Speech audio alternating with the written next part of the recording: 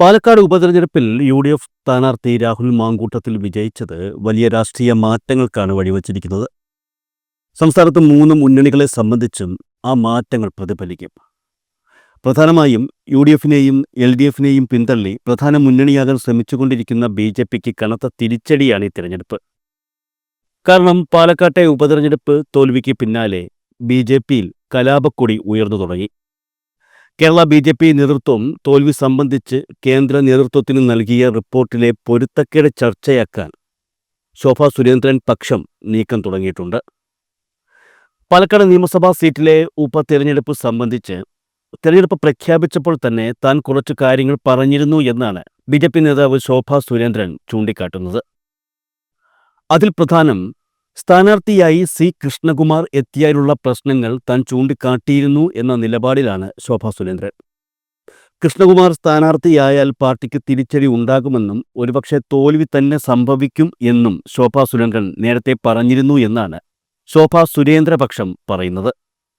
എന്നാൽ തന്റെ വാക്കുകൾ ബി.ജെ.പി ദേശീയ നേതൃത്വം അവഗണിക്കുകയായിരുന്നു എന്നും ശോഭാ സുരേന്ദ്രൻ ചൂണ്ടിക്കാട്ടിയതായാണ് റിപ്പോർട്ടുകൾ. ഒടുവിൽ സ്ഥാനാർത്ഥി പ്രഖ്യാപനം എത്തി. സി കൃഷ്ണകുമാർ സ്ഥാനാർത്ഥിയാവുകയും ചെയ്തു.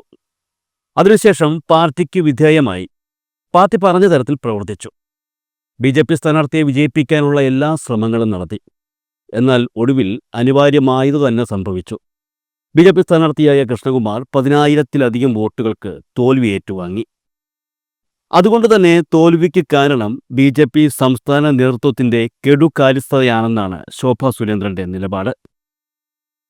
ഇവിടെ ചിന്തിക്കേണ്ട മറ്റൊരു കാര്യം, ഏകദേശം ഇതേ കാര്യങ്ങൾ തന്നെയാണ് ബി.ജെ.പി വിട്ട് കോൺഗ്രസിൽ ചേർന്ന സന്ദീപ് വാര്യർ ഉന്നയിച്ചതും. കൃഷ്ണകുമാർ പാലക്കാട് ഉപതെരഞ്ഞെടുപ്പിൽ മികച്ച സ്ഥാനാർത്ഥിയല്ല എന്ന് സന്ദീപ് വാര്യർ നേരത്തെ പറഞ്ഞിരുന്നു. പാലക്കാട് മത്സരിച്ച് കഴിവ് തെളിയിച്ചവർ ബി.ജെ.പിയിൽ ഉണ്ടെങ്കിലും അവർക്ക് ആർക്കും സീറ്റ് നൽകേണ്ട എന്ന തീരുമാനത്തിലായിരുന്നു സംസ്ഥാന നേതൃത്വം എന്ന് വേണം അനുമാനിക്കാൻ. സംസ്ഥാന നേതൃത്വം ഈ തീരുമാനം നേരത്തെ എടുക്കുകയും ചെയ്തിരുന്നു. അത് മുന്നിൽ കണ്ടുകൊണ്ടാണ് കൃഷ്ണകുമാർ പാലക്കാട് മണ്ഡലത്തിൽ ജയസാധ്യതയുള്ള ബി.ജെ.പി സ്ഥാനാർത്ഥിയല്ല എന്ന് ശോഭാ സുരേന്ദ്ര പക്ഷം മുൻകൂർ ഉന്നയിച്ചത്. എന്നാൽ ശോഭാ സുരേന്ദ്രന്റെ വാദങ്ങളെ എഴുതിത്തള്ളുകയാണ് നിലവിലെ ബി.ജെ.പി സംസ്ഥാന നേതൃത്വം നൽകിയ റിപ്പോർട്ടിൽ. പാലക്കാട് ബി.ജെ.പിക്ക് മത്സരിപ്പിക്കാനാകുന്ന ഏറ്റവും മികച്ച സ്ഥാനാർത്ഥി തന്നെയായിരുന്നു സി കൃഷ്ണകുമാർ എന്നാണ് സുരേന്ദ്രപക്ഷം പറയുന്നത്. എൻ ശിവരാജൻ ഉൾപ്പെടെയുള്ള മുതിർന്ന ബി.ജെ.പി നേതാക്കൾ സ്ഥാനാർത്ഥിക്കെതിരെ പ്രവർത്തിച്ചുവെന്നും കെ സുരേന്ദ്രൻ കേന്ദ്ര നേതൃത്വത്തിന് നൽകിയ റിപ്പോർട്ടിലുണ്ട്. ഇതിനു പിന്നാലെയാണ് ശോഭാ സുരേന്ദ്രൻ സംസ്ഥാന നേതൃത്വത്തിനെതിരെ രംഗത്തു വരുന്നത്. പാലക്കാട് ബി.ജെ.പി സ്ഥാനാർത്ഥി തോൽക്കുന്നതിന് കാരണമായി നിരവധി വാദങ്ങളാണ് കെ സുരേന്ദ്രൻ നൽകിയ റിപ്പോർട്ടിൽ ചൂണ്ടിക്കാട്ടുന്നത്. പാലക്കാട് നഗരസഭയിൽ പ്രചരണ പ്രവർത്തനങ്ങൾ നിശ്ചലമാക്കാൻ ശ്രമം നടന്നു എന്ന് റിപ്പോർട്ടിൽ വ്യക്തമാക്കുന്നു. പുറത്തുനിന്നെത്തിയവർ തങ്ങളുടെ വാർഡിൽ പ്രചരണം നടത്തുന്നതിനെ ചില കൗൺസിലർമാർ എതിർത്തു എന്നും കണ്ണാടി പഞ്ചായത്തിൽ വോട്ട് മറിക്കാൻ ശ്രമം നടത്തി എന്നും ആരോപണമുണ്ട്. അതുപോലെ തന്നെ കോൺഗ്രസ് വിട്ടെങ്കിലും മുൻ ബി.ജെ.പി നേതാവ് സന്ദീപ് വാര്യരെയും സുരേന്ദ്രൻ നൽകിയ റിപ്പോർട്ടിൽ കടന്നാക്രമിച്ചിട്ടുണ്ട്. വോട്ട് മറിക്കുന്നതിൽ സന്ദീപ് വാര്യരുടെ സ്വാധീനം ഉണ്ടായെന്നാണ് റിപ്പോർട്ടിൽ പറയുന്നത്. ഇത്രയൊക്കെ പ്രതിസന്ധി ഘട്ടത്തിലും സമാഹരിക്കാവുന്ന പരമാവധി വോട്ടുകൾ ലഭിച്ചുവെന്നും സുരേന്ദ്രന്റെ റിപ്പോർട്ടിൽ സൂചിപ്പിക്കുന്നു. പരസ്യ പ്രസ്താവനയുടെ പേരിൽ മുതിർന്ന ബി.ജെ.പി നേതാവ് എൻ ശിവരാജനെതിരെയും റിപ്പോർട്ടിൽ പരാമർശമുണ്ട്. തിരഞ്ഞെടുപ്പ് തോൽവി അവലോകനം ചെയ്യാൻ ഈ മാസം 7-നും 8-നും ബി.ജെ.പി നേതൃയോഗം ചേരാനിരിക്കെയാണ് സംസ്ഥാന നേതൃത്വം നൽകിയ റിപ്പോർട്ടിലെ വിവരങ്ങൾ ഇപ്പോൾ പുറത്തുവരുന്നത്. ഈ യോഗത്തിൽ സുരേന്ദ്രന്റെ റിപ്പോർട്ടിനെ എതിർക്കാൻ തന്നെയാണ് ശോഭാ സുരേന്ദ്രന്റെയും അനുയായികളുടെയും തീരുമാനമെന്നാണ് അറിയുന്നത്. RSS നിസ്സഹകരണത്തിന് കാരണം സുരേന്ദ്രനാണെന്നും ശോഭ ആരോപണം ഉന്നയിച്ചേക്കും. ബി.ജെ.പിക്ക് സംഘടനാ ജനറൽ സെക്രട്ടറി പോയതോടെ RSS ഏകോപനം തളർന്നു. RSS പ്രതിനിധിയെ ബി.ജെ.പിയിൽ നിന്ന് പുറത്താക്കാൻ സുരേന്ദ്രൻ ഗൂഢാലോചന നടത്തി. ഈ ഗൂഢാലോചനയുടെ തിരിച്ചറിവിലാണ് കെ സുഭാഷിനെ RSS ജനറൽ സെക്രട്ടറി പദത്തിൽ നിന്നും തിരിച്ചു വിളിച്ചത്. ഇതിനു കാരണക്കാരനായ സുരേന്ദ്രനാണ് തോൽവിയുടെ ഉത്തരവാദി എന്നാണ് ശോഭാ സുരേന്ദ്രന്റെ നിലപാട്. ബി.ജെ.പിക്ക് സംസ്ഥാനത്ത് ഏറ്റവും സ്വാധീനമുള്ള പാലക്കാട് മണ്ഡലത്തിലെ തോൽവിക്ക് പിന്നാലെ ഉത്തരവാദിത്വം സംസ്ഥാന അധ്യക്ഷൻ കെ സുരേന്ദ്രൻ ഏറ്റെടുക്കണമെന്നാവശ്യപ്പെട്ട് പാർട്ടിയിൽ കലാപക്കൊടി ഉയർന്നിരുന്നു. അധ്യക്ഷസ്ഥാനത്തു നിന്ന് സുരേന്ദ്രനെ മാറ്റണമെന്ന ആവശ്യമടക്കം നേതാക്കൾ ഉന്നയിച്ച സാഹചര്യത്തിൽ കേന്ദ്ര നേതൃത്വത്തെ സുരേന്ദ്രൻ രാജ്യസന്നദ്ധത അറിയിക്കുകയും ചെയ്തിരുന്നു. തോൽവിയിൽ കേന്ദ്രം നേരിട്ട് അന്വേഷണം നടത്തണമെന്ന് ആവശ്യപ്പെടുകയും ചെയ്തു. ഇതിന് പിന്നാലെയാണ് കേന്ദ്രം റിപ്പോർട്ട് തേടിയത്. എന്നാൽ ഏകപക്ഷീയ റിപ്പോർട്ടാണ് സുരേന്ദ്രൻ നൽകിയതെന്നാണ് ശോഭാ സുരേന്ദ്രൻ പക്ഷത്തിന്റെ ആക്ഷേപം. റിപ്പോർട്ടിൽ കെ കൃഷ്ണദാസ് പക്ഷത്തെ കടന്നാക്രമിക്കുന്നില്ല, ശോഭയെ ഒറ്റപ്പെടുത്താനാണ് ശ്രമിക്കുന്നതെന്നാണ് ആരോപണം. പാലക്കാട് തോൽവിക്ക് പിന്നാലെ സംസ്ഥാനത്തെ BJPയിൽ കെ സുരേന്ദ്രനെതിരെ വമ്പൻ പടയൊരുക്കമാണ് നടക്കുന്നത്. സ്വന്തം നോമിനിയെ സ്ഥാനാർത്ഥിയാക്കിയതടക്കം പാലക്കാട് തീരുമാനങ്ങളെല്ലാം എടുത്തത് സുരേന്ദ്രന് ഒറ്റയ്ക്കെന്നാണ് എതിർചേരിയുടെ വിമർശനം.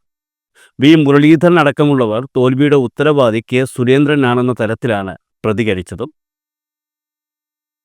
അതേസമയം പാർട്ടിയിൽ കലാപക്കൊടി ഉയർന്നെങ്കിലും കേന്ദ്ര നേതൃത്വത്തിന്റെ പിന്തുണയോടെ കൂടുതൽ കരുത്താർജിച്ച് BJP സംസ്ഥാന അധ്യക്ഷൻ കെ സുരേന്ദ്രൻ വീണ്ടും സജീവമാവുകയാണ്. പാലക്കാട് തോൽവിയും വോട്ട് ചോർച്ചയും മാത്രം മുൻനിർത്തി സുരേന്ദ്രനെ അധ്യക്ഷ സ്ഥാനത്ത് നിന്ന് മാറ്റില്ലെന്ന് കേന്ദ്ര നേതൃത്വം വ്യക്തമായ സന്ദേശം നൽകിയതോടെയാണ് സുരേന്ദ്രൻ രണ്ടും കൽപ്പിച്ച് സജീവമായത്.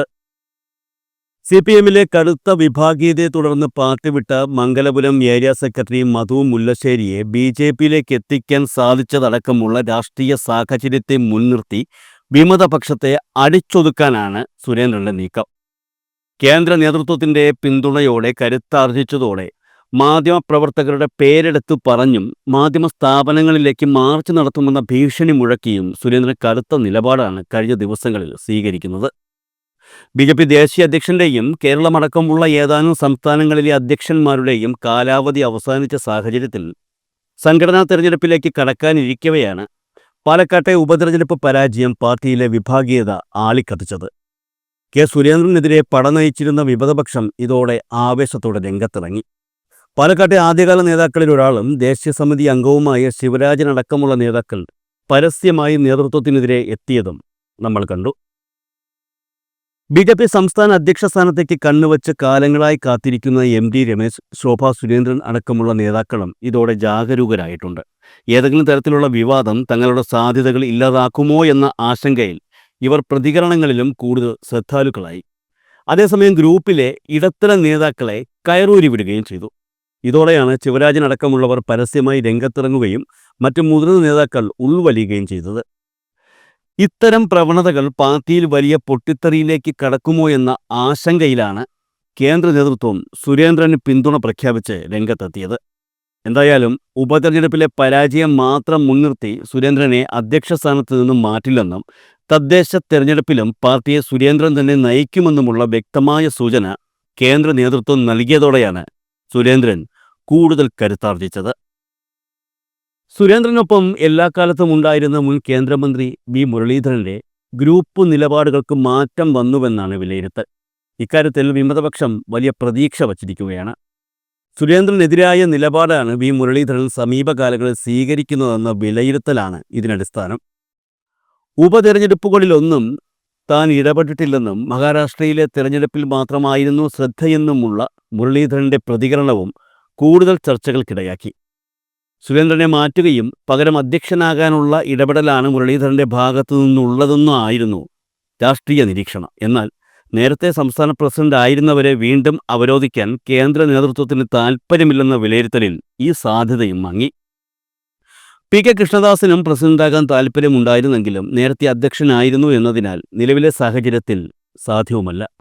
ഇതോടെ MD രമേശിനെ മുന്നോട്ട് വച്ചാണ് കെ കൃഷ്ണദാസ് കരുക്കൾ നീക്കുന്നത്. മാത്രമല്ല, ഗോവ ഗവർണർ PS ശ്രീധരൻപിള്ള കാലാവധി പൂർത്തീകരിച്ച് തിരിച്ചുവരുന്ന സാഹചര്യത്തിൽ BJP കേരള രാഷ്ട്രീയത്തിൽ വീണ്ടും മാറ്റങ്ങൾക്ക് വേദിയൊരുങ്ങുമെന്നും കണക്കാക്കപ്പെടുന്നു.